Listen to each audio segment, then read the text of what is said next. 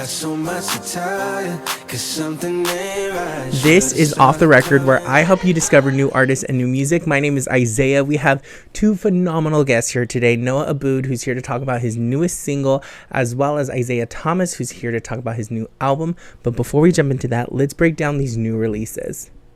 So first, Khalid released his album After the Sun Goes Down.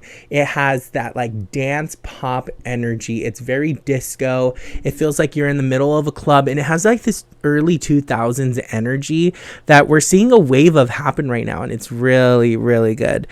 So After the Sun Goes Down by Khalid. Then we have Lainey, who released their newest album, Soft, and the track I want to highlight on it is Why. When I was listening to it, I was like, is this a McGee track? I literally stopped and went through the credits to see if McGee had his hands on it, but it wasn't. But the single that takes the cake this week, as well as this year, one of the best singles to be released, Luke Robb, who was here on the show, who's very intentional about his music, and that's what I love about his work. He released his song Half the Man. It's about idolizing your father, and it is one of the greatest songs to come out this year. You can mark my words. When I listened to it, I just got this wave of emotions. And, you know, typically when I listen to music, I don't really analyze my own life into these songs. But when I heard that one, I just like put myself in his footsteps. And for him to be able to do that is just, it's an incredible song. So I'm super excited for you to hear it today. And then Jackson White, who I've played him on the show before on 3 New Artists. He finally released his newest single, Malibu, and it's so good. He has like this John Mayer vibe going right now that I'm just like eating up, and I want us all to go bully him. I want us to bully him to make more music, to release more music, because his work is so good. We deserve more of it. So that's Jackson White. So those are the new releases for you to check out today. Here we go. Margaret's got freckles on her face. Welcome back to Off the Record, your favorite radio playlist where I help you discover new artists and new music. I'm super excited because I'm here with Noah Abboud to talk about his newest single, Stains, this incredible singer-songwriter. And I just told him off camera, like, if you listen to his music, it's consistent the entire way. Noah, how are you doing today? I'm doing so great. Thank you so much for having me. I'm excited. I'm excited to chat with you. My first question I always like to ask everyone is like who your musical influences were growing up. Not so much who were you discovering, but like who was playing music around you? Who do you remember getting your music taste from, essentially? Yeah, okay. So growing up, I was huge into sports. I remember one time I was probably on like 3 separate teams at the same time. Oh. So I was always going to and from practices and games, and my dad was always driving me. So it was mainly my dad's taste in music. So I was on Kings of Leon, Counting Crows, Bruce Springsteen, John Mellencamp, all those kind of things. And that's what I kind of grew up around. And then kind of like going into high school, I got super close to my older sister. And that's when like the alternative indie stuff came in, like Briston Maroney, Backstreet Lovers, and a bunch of other people. So it's kind of like my family loves music. So, I mean, yeah, just being around them, that's kind of where I got my taste from. When you were talking about your dad, you mentioned Kings of Leon, which is not a name we typically hear from like the parent side of things. Is there like a track that you can off the top of your head be like, that's like the one? Oh, Arizona by Kings of Leon is like, oh, it's so good. But they're like literally all of their songs. I don't understand how they do it. It is so like, maybe it's a nostalgia thing, like just growing up around it. But yeah, every single song, I don't think there's a miss. I mean, they're so good. My parents played a lot of Kings of Leon growing up too, and like those 2 Ache a Shake a Heartbreak and Only by the Night albums are like so essential. Yeah, it's so crazy. It's nice to hear that other folks kind of like grew up on that too. Yeah, I love like Pickup Truck, Pyro. I mean, go from their old stuff to their new stuff. It's just so good. That's crazy. Okay, let's talk a little bit about your production. I'm really curious. Are you producing at home yourself? Or are you in the studio? Okay, so I've been producing myself since I was really little, but it was always off and on because I was an athlete. And so like football came first. So I was never really like dove into it. But yeah, so I produce everything myself here in my room. Besides Unrecognizable. Unrecognizable, I was in Nashville over the summer and I got that one produced professionally. Love it.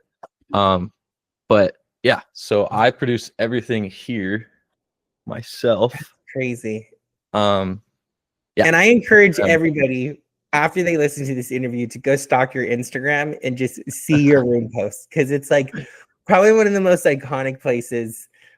It's on my list of places I need to visit in my lifetime before. Yeah, I mean, I figured if I'm making music in my room, I need to have it a place that I enjoy. Yeah.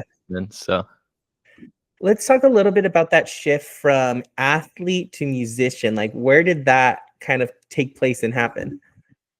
Man, so I've always had like a huge passion for music, and I remember freshman of high school is when I picked up guitar, taught myself. But like I said, all throughout high school, music was mainly kind of like on the back burner. I mean, I loved it, but COVID, I was making probably 4 beats a day. I was really into like rap stuff, so I was probably making like 4 beats a day during COVID, and then we got out of COVID, and football was kind of more, important. And so I was playing a bunch of football. I ended up going to college for football. I played a year in South Dakota at Black Hills State University. So first year of college, went up there. I was kind of going through a hard time. And so music was kind of like creeping its way in a little bit more. Yeah. So I was going through injuries and a breakup and just a new place. And so I found myself writing a lot more, and then kind of unlocking like this new passion for it. And so I was like, oh my gosh, I forgot that like I love music, and like this is low-key what I want to do. Yeah. And so I decided to stop playing football due to injuries, and then that's when I started taking music pretty seriously. So I think it was kind of that switch from just realizing that like football's not my life, and and I also love music. And so I think that's like where it switched, was that first college year after that. And I think there's something to say of like, especially for athletes, like now you're in control. Like you make the playbook here, whereas being an athlete, it's kind of like, I don't want to say wishing on a star, but like there's so many what ifs. But there, where with music, like it will always be there for you. It'll always be a consistent. Do you remember what the first song you learned on guitar was? I always love to ask that question. Oh shoot, I remember why I picked up guitar. Okay, let's hear it. I picked up guitar because of a girl, of course. Just someone that I was interested in at the time, loved guitar, and so I picked it up. But I'm trying to think. It was probably some camp song. I don't know though. I don't think I can remember. Yeah, I don't think I can remember. But I do remember one of them being "The Night We Met" by Lord Huron. Okay. I think that was like maybe like first 10 songs I learned probably, but can't remember the first one I learned. Well, I want to know a little bit about your writing process. I recently put out a playlist. I called it Salt Air Vibes because I feel like that was like a good name that kind of represented the kind of music you were making. What does your process kind of look like right now? It's kind of different. I mean, I sometimes I'll pick up my guitar and I'm like, I want to write about this, and I write about it. Or sometimes I pick up my guitar and it's like, dude, let's just find a riff and like literally write about whatever comes. But I'd say like mostly I write about experiences, stuff that I've gone through, and then I like to blow them up, blow them out of proportion, and be like, oh my gosh, this happened, when it's really like, bro, that was not that deep. And then sometimes I like to write about stuff that hasn't even happened to me, and it's just fun. And so I think my writing process is kind of like all over the place. I love to create. So if I can create something that, I can live in, or that I have lived in, that's what I do. So my writing process is kind of everywhere. What do you feel tends to come to you more easily, lyrics or melodies and like the instrumental part of it? I think it'd be pretty cocky to say both, so I'm not going to say both. I think it varies. I think it varies because if we go back to Unrecognizable, that was like one fluid motion. I'm pretty sure I wrote that song all in the same day, and same like with the chord progression and everything. That one was just like flowing. But then we get into like Stains, my most recent one. I had that riff written for a while, and then I had the first verse written for a while, and I didn't get till the chorus or the second verse till like a later, like way later. So it varies. It really does. I think it just depends on like where my mind is, or maybe my environment. I'm not really sure. Yeah. Where are you getting a lot of your like artist inspiration from right now? Because like listening to your tracks, I definitely hear like I perceive like Bon Iver, classic like Beatles. Like where are you pulling Mhm. your inspiration from? It's funny. Inspiration comes literally like everywhere. I mean, it can come from a book, friends, experience, and then when we talk about artists, I do love Bon Iver. I've listened to him a Uh-huh. bunch. Um, but I grab inspiration from every artist. Like I love we're going to like Medium Build or Yeah. we can go to Bristol Maroney, Pine Grove, and then some newer artists. I mean, I used to love Noah Kahan. I mean, I still do Mhm. love him. I just don't listen to him as much. Um, yeah, so I don't really know like my biggest like if people were to say like, "Hey, what's your biggest inspiration as an artist?" I don't Yeah. have one. I just have like a bunch of different genres and different people that I listen to. I'm Yeah. like, "Oh my gosh, I love that," and I take it and put it in a song. So that's a hard question for me to answer. Yeah. Who would you love to collaborate with one day? Oh wow, collaborate. I really, really love the atmosphere that Dejan and McGee make. So Ah, like that Absolutely film. Even if I could just be in that room and watch them create, yeah. like, oh, that would be a dream. And then to be able to like work with them, I don't know. I love McGee and Dejan. Just Yeah. their energy and their passion is just insane. One, they stand out like separately as individual artists, standouts, but especially when they're together, it's like It's magic. crazy. What's your It's favorite McGee crazy. track? I always have to ask when people bring them up. I think Elysis, is that what it's called? Uh, Okay. yeah, I think I really like that one. Or I Want. Yeah, I've been streaming I Want a lot lately. I saw him in concert a year ago, and So oh, it was lucky. life changing. I was literally like this the whole time. I would be too. No, it I was would not insane. I would not be able to just like record or anything. I would just want to take it all in. It's crazy. I love him. Well, let's talk a little bit about Stains. What are you hoping audience take away from your new track? So Stains is kind of that song. There's a bunch of emotion tied to it, Yeah. and it's kind of like when you have this person. Say you're in a relationship, you have this person that you have immense love for. You love them a lot, and it's time that it no longer works, and Mm, so you kind of have to let them go. And so I think the song is like highlighting kind of like their strengths and acknowledging they've got to go away, but then also kind of wanting acknowledgement from them that like this hurts. Like that's like the chorus is you don't know how bad it stains, or yeah. and so it's like you don't understand how bad like this is hurting me. And then it says Margaret, just say my name, and it's kind of like I want you to acknowledge like I'm hurting too. Yeah. Instead, but then it's also like battling with the thought and the feeling of like, but we got to let them go their own way. Like they're independent now. Like you got to let them go. So it's kind of like that battle between like wanting acknowledgement, um, and what's the word?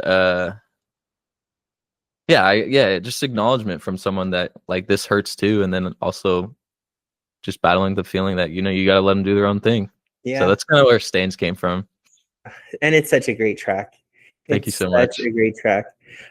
Before we move on and I ask you the big question, I do need to know, like, do you have anything coming out in the pipeline that we should be looking forward to?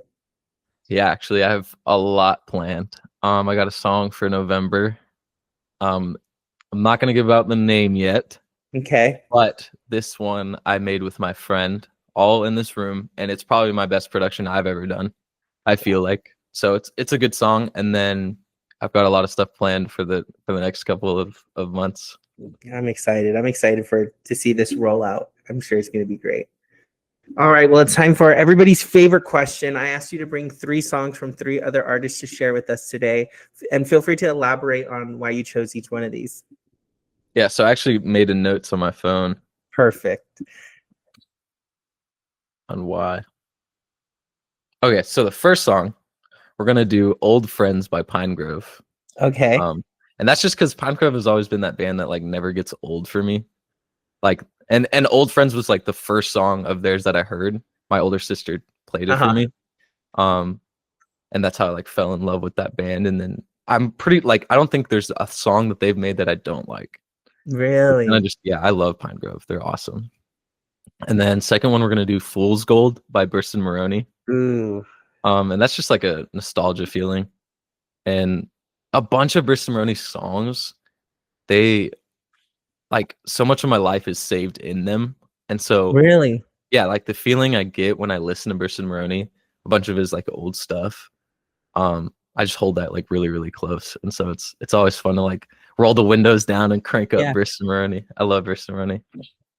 I guess that would be another collab that would go insane. I love him. And then newer, oh, I guess this isn't new, but newer artist, Never Learned to Dance by Medium Build. Okay. And that was my first song of his that I discovered. And it just made me fall in love with his writing and like his sound. Like he has such a unique, I feel like he has such a unique writing style and sound. And kind of just vibe. Like when you see him play in person, like I saw him in Utah at the Kilby Court Festival, I think that's what it's called. Oh my gosh, it was so inspiring. I mean, he was so passionate with what he was doing up there. I love Medium Build. And then so that's three, and then I slid in the fourth, and Okay, let's do it. you don't have to add it, but it's Many Times by Dijon. Okay, we have to. And I like absolutely love Dijon. I mean, especially this song, like when it was performed in the Absolutely film, like just the passion in that film on this song specifically, it just like it's so important to me to see that from another artist. Yeah. And it's so inspiring, and especially like when McGee gets off a guitar and he runs over to the piano. It's just it's awesome. I love that song. What did you think of the new album? Baby, right? I believe yeah. I liked it. There's a bunch of controversy about the whole album, and I liked it. There's like maybe 4 or 5 songs on there that I added to my playlist and I really love. Like Fire. I love Fire. But yeah, he's so talented. He's so talented. That's so cool. Well, Noah, thank you so much for coming, spending some time with me today. Hope everybody enjoys Stains.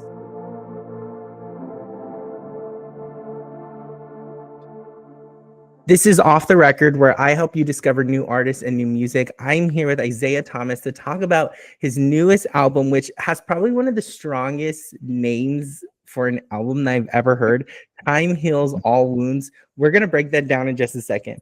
But Isaiah, I really love to start off by finding out about people's upbringings and who their music influences were growing up. Not so much like who you were listening to, but like what was the world around you like, and what was that musical influence? Sure, yeah, that's a good question. Well, thanks for having me on. I appreciate it. Yeah, I grew up in I was raised in a Christian household. Super Christian parents, just very religious in general, which was great. I loved my parents, my upbringing and everything. So because of that, I was just CCM, Christian contemporary music was like everything for my childhood. So I listened to a lot of like Newsboys and Switchfoot, and I mean pretty much Toby Mac, like any big Christian artist that you can think of. I knew who they were, and I was listening to their music every single day. And then I guess like as I continued to just grow up, like, rap music has become more popular over the years, and especially it was becoming a lot more popular when I was in middle school and high school. So I started listening to a lot of Christian rap. And so I was listening to, let's see, like, oh gosh, Lecrae, a lot of Lecrae, a lot of Eddie Mineo, if you know who that is. I loved NF in high school. Oh my gosh, NF was like the only thing I listened to for a while. So anyway, yeah, that was that's definitely a lot of like my big inspirations. And I mean, like, I guess since I brought up, the way that I was raised and religion and all that kind of stuff, like Christianity and art work together in a really cool way. And so that's definitely like, they don't have to go hand in hand, I don't think, but they do work together, right? And super well. And so that's definitely like a huge inspiration of mine, and like all the Christian music that I grew up listening to, definitely still is like, and I don't listen to a lot of Christian music as much anymore. Or like specifically those artists. But it still holds like a really special place in my heart, and there's like a really cool space for it. I listen to a lot of worship still. Who are So some of those anyway, worship artists you're listening to now? yeah, I mean, I love Elevation. Yeah. I went through a huge Maverick City phase. Mhm. Corey Asbury is great. If you know who Stephanie Gretzinger is, I Uh-huh. love Stephanie Gretzinger. Yeah, so anyway, those are some other ones that I would think of as well. But sorry, I guess I'm kind of rambling too, but No, yeah, please ramble. Please that was a ramble. great question. So I guess then like more nowadays, my musical inspirations in high school, I got huge into Kanye. High school and Okay. college, oh my Was it gosh. when you were in high school? I'm assuming we're the same age. Was it Life of Pablo? Was that like Let's see. I actually the thing that got me into Kanye was actually Jesus is King because a I was only great listening to Christian album? music at that time. Yeah, so good. Oh Mhm. my gosh. Um, and so that was kind of the thing that introduced me to Kanye. And then I had a really good buddy my freshman year of college who like just was like, okay, dude, if you like this album, Jesus is Uh-huh. King, you have to listen to everything else because your mind is gonna be just opened to this whole new world, right? And he Oh, was totally right. Um, like I went and listened to his entire discography all the way through. And okay. the way that he reinvents himself with every album with like a Mhm. new song, a new sound, like it's a completely different soundscape for every album. Like Yes. Yeezus, Yeezus, I didn't like it first, but that's probably one of my favorite Kanye albums now because of how influential it is. Like the big distorted 808s and the distorted vocals and anyway, just like it's such a crazy cool soundscape that I was like, I don't know what this is, but I Yeah. have to figure out how to recreate it, you know? So anyway, I yeah. always love to do the comparison too, because you brought up the point that each album as a standalone has its own theme, has its own Mhm. aesthetic. And Totally. I think that's why him and Taylor Swift clash Mm, so much.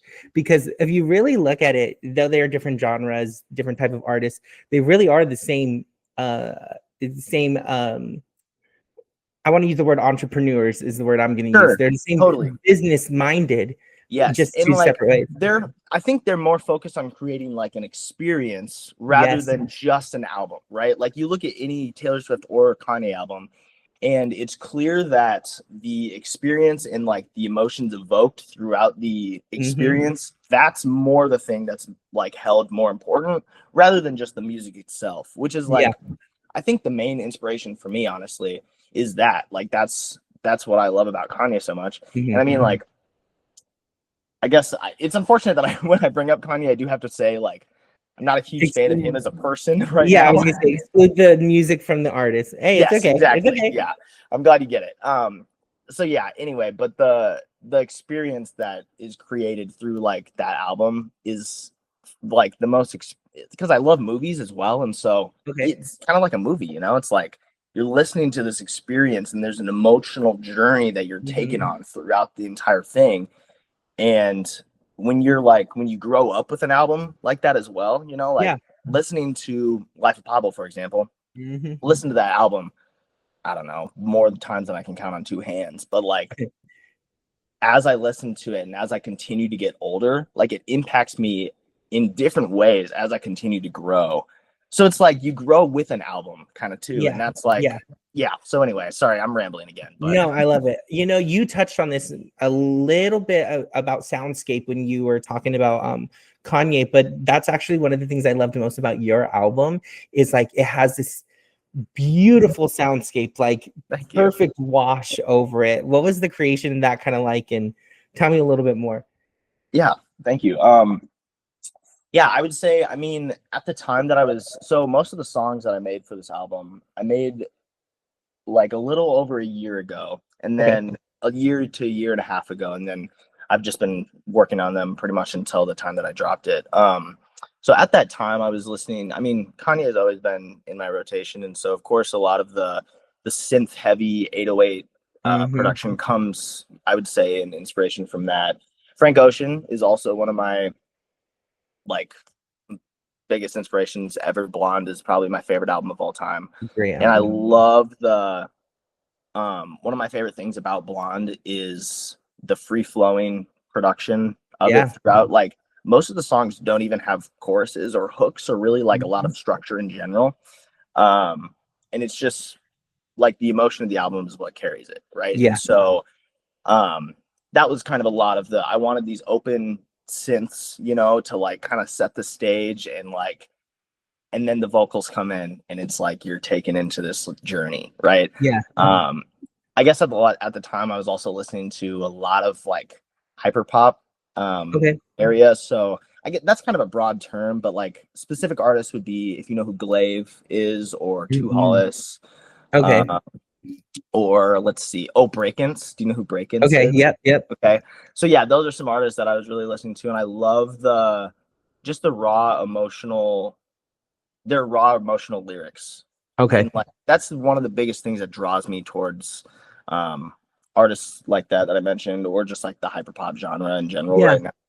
It's really blowing up and expanding a lot right now. And I love the vulnerability that is like kind of at the center of that genre, because it's like the production obviously is really flashy and cool and all that kind of stuff, but then when you look into the lyrics, oftentimes it's like this heart-wrenching, emotional, vulnerable stories that are being told that kind of almost contrasts with the soundscape, you know? Yeah.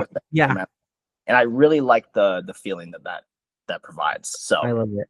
Yeah. Do you do all your own production? Are you in a studio? I'm not in a studio here. You want to? Oh no! What did I do? Okay, can you? I can see you. We're good. We're good. This is what Wow. I just got my little setup in my room, but I do most of my own production. Yeah, I started learning to make beats when I was a sophomore in college.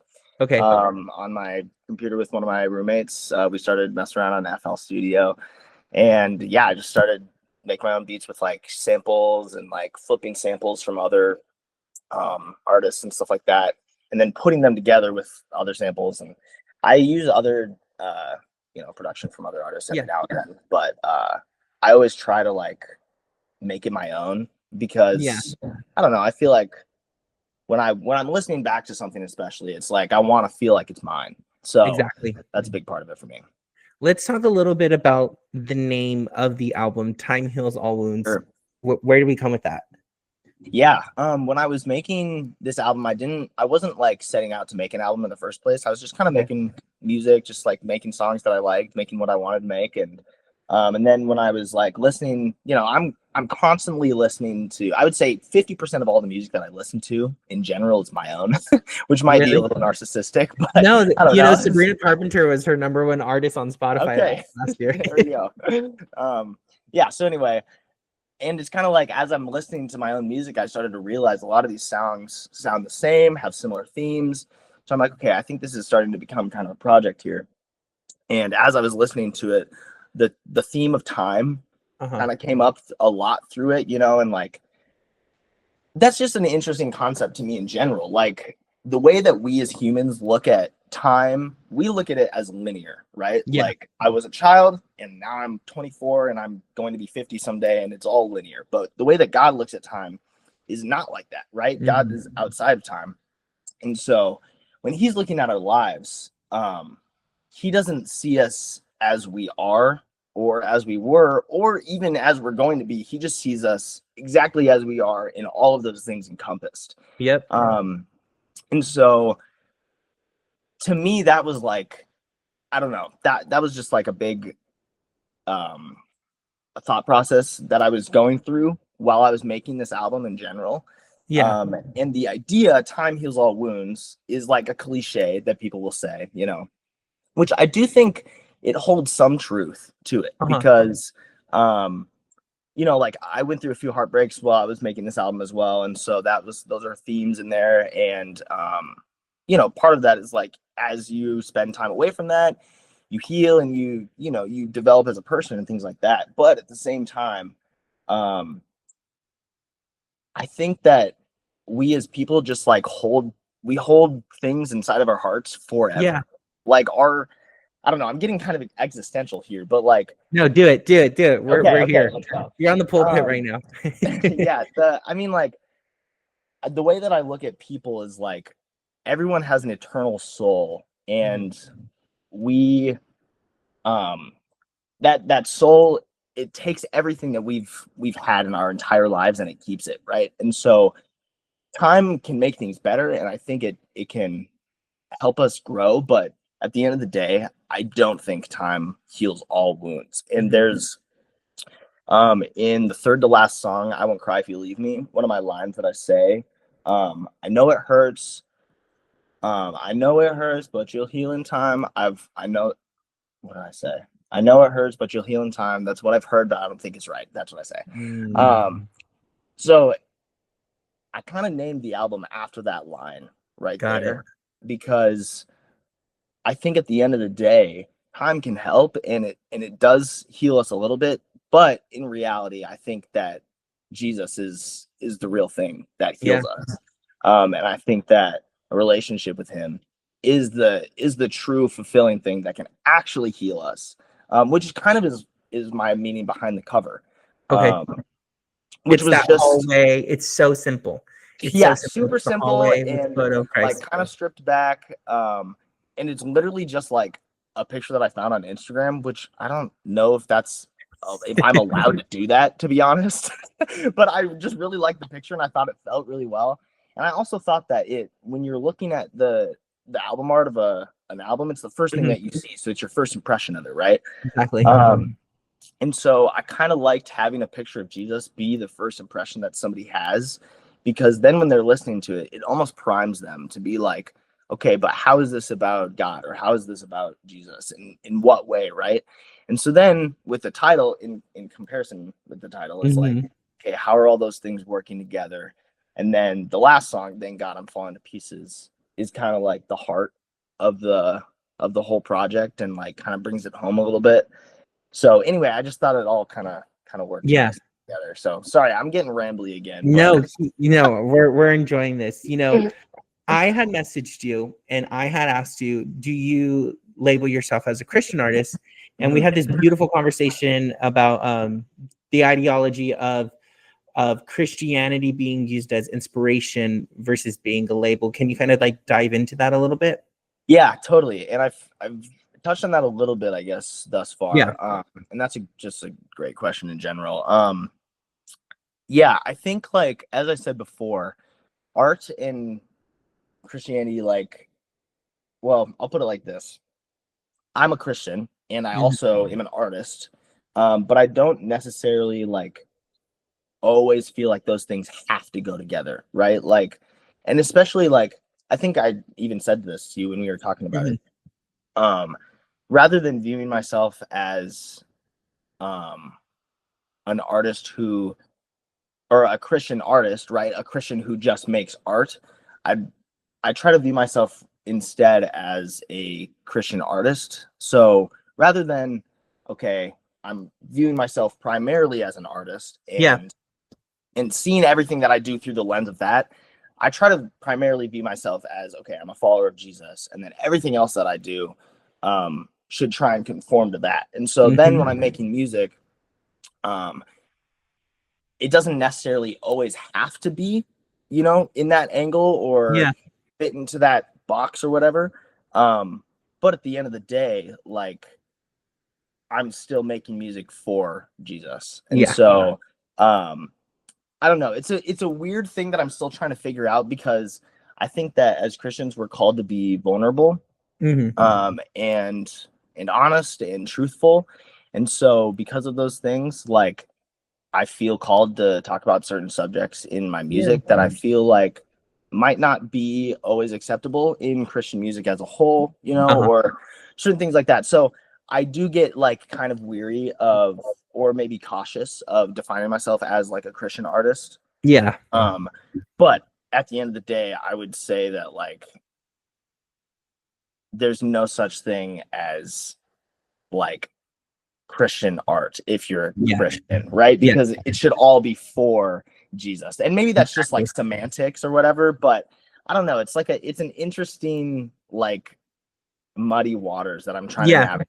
So, and I totally relate, because I post Christian content, I post Christian music, but I wouldn't say I'm a Christian curator, a Christian. Yes, right. Yeah, totally. And I think that's an important thing too. Like, as a Christian, it's totally acceptable for you to be able to enjoy an elevation worship album, but then for you to also enjoy Rodeo by Travis Scott, which I saw you reviewed one time, which I love that album. And Travis Scott is a huge inspo to me. but it's like that's also art, and it has its own merit and its Yeah. own like it's because creating in itself is what we're created to do, right? God created. And so then when we as humans create, that's like a form of worship in itself Oh, that's beautiful because right there. we're mimicking our creator in that Yeah. way. And so anyway, yeah. Oh, I love it. Well, let's talk a little bit more about the album. What are your hopes that listeners and audiences take away from it? Yeah, good question. I guess my greatest hope for somebody when they're listening to it is to take away just the thought that it's okay to be vulnerable, it's okay to not be perfect, and it's okay to just not have it all together. Yeah.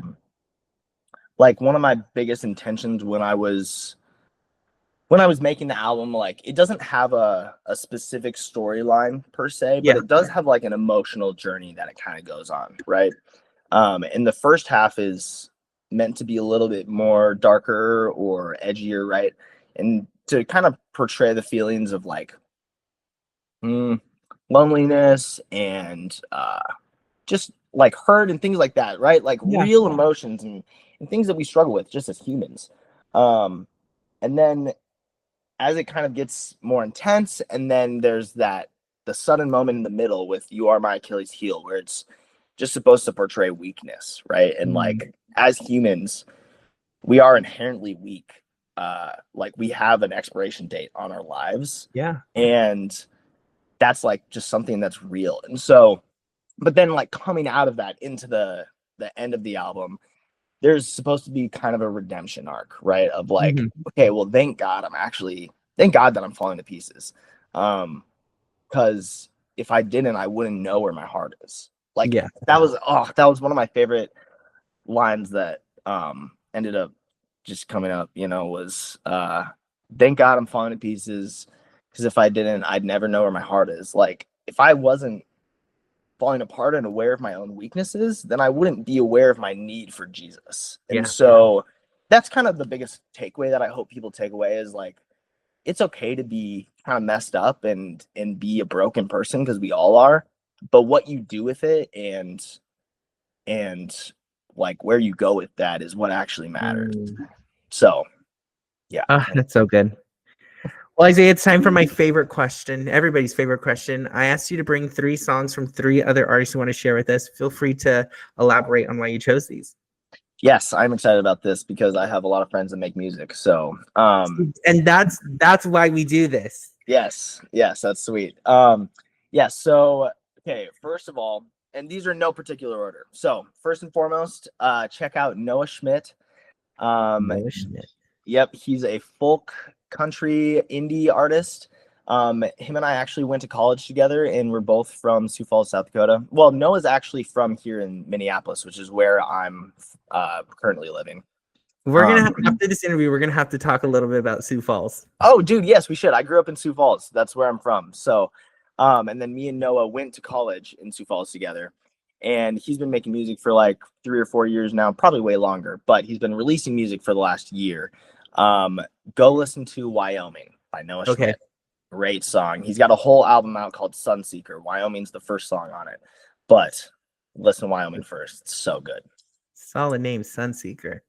Yes, great. So that's my first one. My second one would be my buddy Zay for Short is his artist name. His name is also Isaiah, actually, and we were roommates in college for only a semester. But he makes rap music and he's super talented. He is very similar to Juice WRLD, in that kind of like cloud rap era, like emo rap era. But instead of that angle, he's much more focused on writing uplifting lyrics and like encouraging and just like, yeah, he's the type of guy to be like, like the chase your dreams type of artist, like I listen to his music when I'm trying to get in the zone and make my own stuff. That's so cool. Yeah, so he's super great. And then the last one that I have is kind of a little bit of a deep cut. You got to go to SoundCloud for this one.